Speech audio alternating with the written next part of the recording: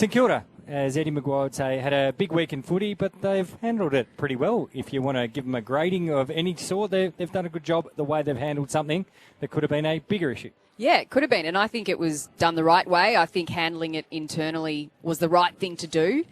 Interestingly, it's come up as an issue again today because the question was asked, well, did the AFL get involved? Did they want to have a conversation with you given the nature of the comments that Ross Lyon made and the fact that some of the Indigenous players were offended initially, but then they resolved it. And I think it's also come off the back of what happened this week with Melbourne and their CEO and the fact that that was also done in-house. And should the AFL be notified if something like that is brewing? But it was all done very quickly, wasn't it? And so, to me, I don't think you need to involve the AFL in everything. Joel, I know you're a part of it, but in this case, I feel like you can handle things at Clubland. I think there are some things like Carlton and Elijah Hollands which do deserve a bit more oversight.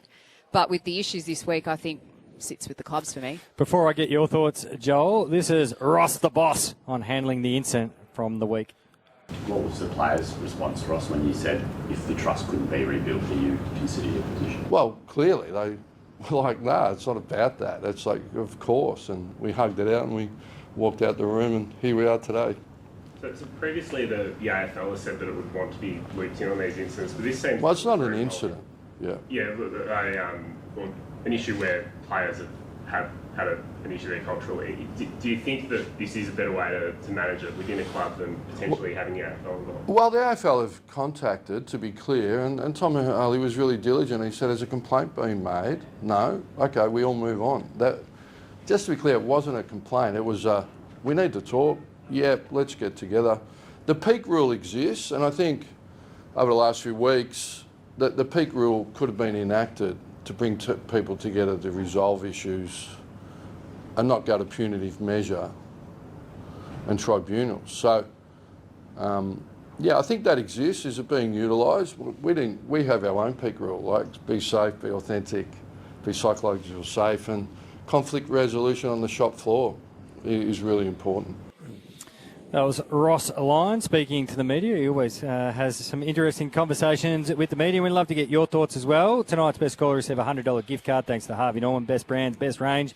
Best gifts for mum. Don't forget that. Shop in store online at Harvey Norman, 133 693. Joel, your thoughts. And I guess it opens up the discussion. I'll get your thoughts, but it's around this discussion. I reckon we had it about 2 years ago with the handling of Willie Rioli by Port Adelaide. They took it upon themselves, and people can have their thoughts on that. But it was a number of instances at that time where clubs just got frustrated with the AFL and I guess the slower nature than what a club can do, that they just decided we'll just handle it internally. Yeah, and I like how this has played out this week. It just sounds like everyone was treated like adults. And they didn't need any more bickering off the side or any other parties to get to the conclusion that they need to be better. Ross needs to be better in this situation. And credit to Ross, the pictures that I've seen him front up and, even when he's been asked questions and he's had back to the camera, turned around even at the club and answered the questions that the reporter wanted at the time. And he understands that he slipped up in a time where he should have been better. And I think seeing the players come out and support him, as we did see on social media a bit earlier in the week, saying, we love Ross. You can back off him a little bit.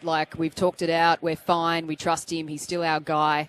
And I think he makes a very good point. It is about the trust. And if you don't have that trust from the players, or if they start to doubt you in that way, then it is a long way back sometimes. Pretty good record. I mean, he's had a lot of Indigenous players that have been at Fremantle with him over the journey. Yep. Before that, the Clarks, and I shouldn't have gone into listing them, but at St Kilda. But even now, I think St Kilda's the second biggest club at the moment with Indigenous players on their list. He doesn't want to make a slip up like that. Joel, you're always a great person to ask about anything pretty much in the game.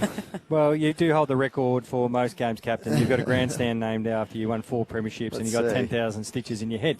So the reason why you are a great person to ask, you've been a captain of a footy club, which means you're captain of a leadership group. You've sat in meetings. You get dragged into conversations that are probably only privy to yourself, and maybe even a coach or a doctor, whatever it may be. Footy manager. And and knowing you personally, you'd be brought into a lot of conversations because how great you are interacting with old and young.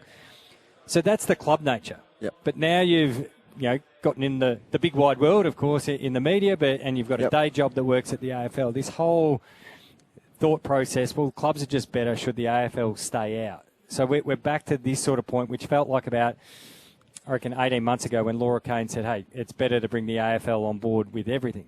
Yep.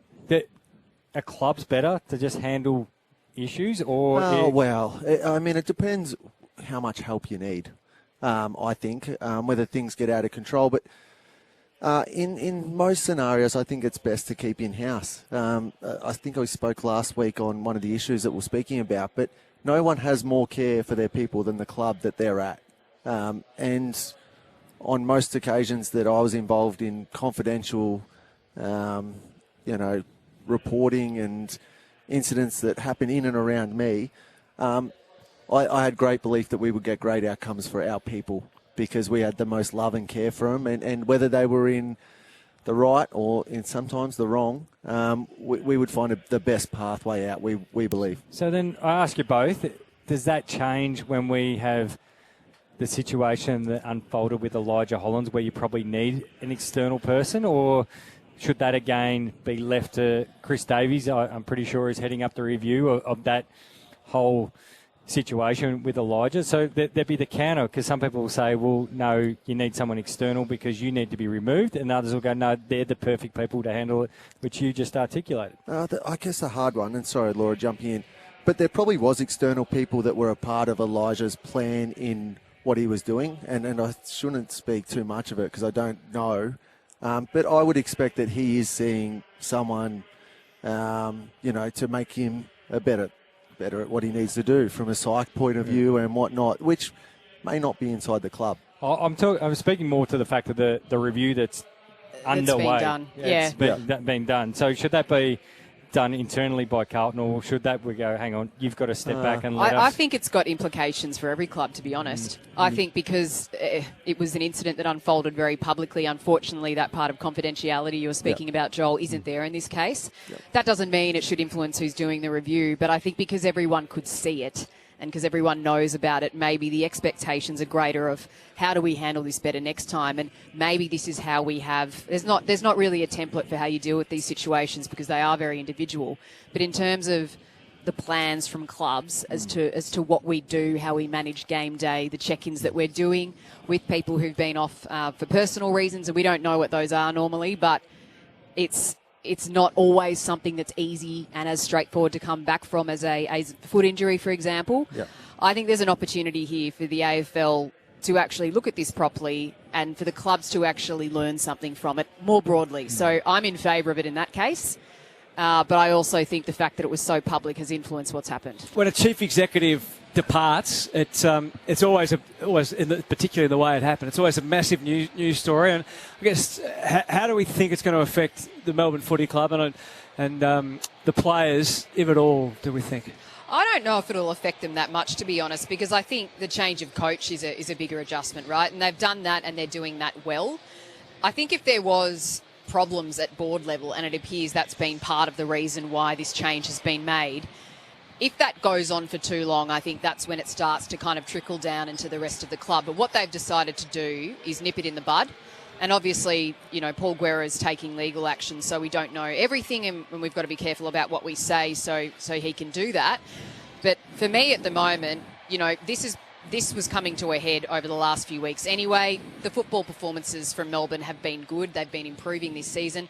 I can't see it really affecting them on field at the moment. No, I couldn't agree more. Max Gawn, I heard him speak during the week. They're usually reactive to something that happens like this. It's worse when it's that. Yep. Like, even though there was the shock factor this week, when it's out in the press, when it gets leaked by the media, and then you've got players who have zero idea because it's just come out in the media, and suddenly all the journos are there jumping on them and they've got no idea. Yep. That's worse. That's more disruptive. It's quite fun. I shouldn't say this because I'm in the media, but it's quite fun to see the media play catch-up a little bit, isn't it? It doesn't happen a lot. It very rarely happens in footy. No, and I think Joel and Laura are right. I don't think it impacts the players much at all. And apart from maybe the leadership who probably have closer contact to the CEO than others, and that's probably more on a personal level, but I don't think it impacts players. Players don't go into the rooms before the game, get their ankles strapped and go, "Oh no, we're without the CEO tonight. We're going to battle." And that even goes for board members. I know they play an important role, but I reckon any player under the age of 23 could probably only name 2 or 3 of the board members, and I don't mean that disrespectfully. Their mind's just elsewhere in the football landscape or their football journey. And so, yeah, maybe Monday to Friday, hey guys, there's going to be some new leadership and some new things going on, but I don't think it actually impacts their football. And it's how it's executed as well within the footy club, isn't it? And it sounds like, as harsh as the call may have been, it's been pretty well handled in that regard. Yeah, Jimmy, you and I obviously worked under you only had one CEO for pretty much a whole career anyway. I was just thinking, I'm not sure if he's buying into these casual Sundays as much as Paul Guerra was. No.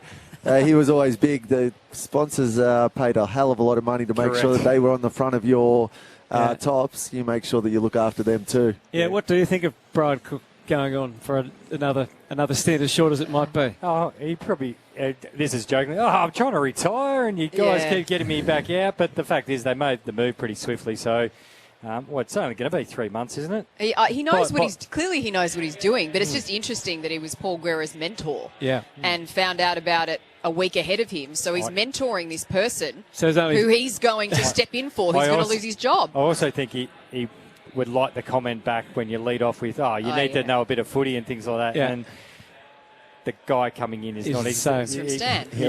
So what do you think of the notion of the football CEO versus the non-football CEO? It depends what you need, to be honest. Like there's some that you genuinely need a football CEO for that time, and there's some that can do both, jump back and forth from the business side. And you'd have a look at who else is in your leadership regarding your GM of football. Who's your coach? Are they actually senior? Do you need your CEO to step in and actually really grab the reins of the football department? And using Brian Cook for an example, he's spoken about this in the first part of his tenure at Geelong.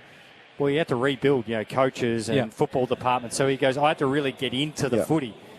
But then after that, it was, I've got Neil Baum and Steve Hocking, those guys running my football department. Now I need to build stands. I need to get memberships. I need to get sales and commercial and everything else like that up. And using a different club, not just to make it Melbourne-centric, that's going to be the difficult thing for the GWS Giants with Dave Matthews stepping away. I don't think people in Victoria understand the position the Giants have got themselves in and how impactful he was, because he is one who was almost chief executive of football and chief executive of the club for his entire tenure. Like, he was out every single day trying to drum up support and dollars. And I think it's how you define what a football CEO is too, doesn't it? Like, Dave Matthews didn't play AFL football, and Meat Baines didn't play AFL football, but both of those have a lot of experience in the footy industry. So, which Essendon is one where it's a bit similar to the Melbourne appointment, in that Tim Roberts has been on the board for 3 years and he played local footy and has been an Essendon supporter all his life, but he hasn't worked in the footy industry. And there are a lot of things that anyone who just comes in from outside that footy bubble to become CEO just don't know. So that doesn't mean it's wrong, but it's just really interesting. But it highlights the point of now the elevation of your football manager, list manager and recruiting manager. Yep. Like, they have been elevated and they are proper executives now in your football club, all three of those, because we even just saw this week you needed a science degree to pick apart the new rule changes around NGA and father-son. So it's probably actually separated the gap in recent times between football and commercial. And that's why it's very difficult to see someone go across both and actually have the full bandwidth to do both full time. You speak about the CEOs, different CEOs for different times, and it appears that one of the stumbling blocks at Melbourne was the inability to secure the training venue at Caulfield. And that was something that was a real sticking point. That was their most important issue. Right? But you can't be sacked on that basis, or there would have been 25 sacked in the last 30 years. But that's a business strategy. That involves dealing with the Victorian government. Yep. So they need someone who can do that. That's clearly a priority for them. And Dan Taylor, I know he comes from Stan, but he's obviously got a lot of commercial experience. And so that is probably what made him appealing for the role, because they need someone who's going to be able to wheel and deal. They do, but that has been an issue that has literally been there for 30 years. Like it was Junction Oval when I started working, and they've never had one central venue. Now they clearly, I agree, they need it, but it's been an issue that just they have not been able to solve. Yeah, if we can come back to Brian and the role that he will fill, I think the important thing is just putting a silo in the ground, and he is that. He just knows how football clubs work from that point of view, and when you've got a new coach and even Stephen Smith who sits as a chair, he'll just know how to work this football club into making sure people do their jobs for the next period, and then the handover will be seamless.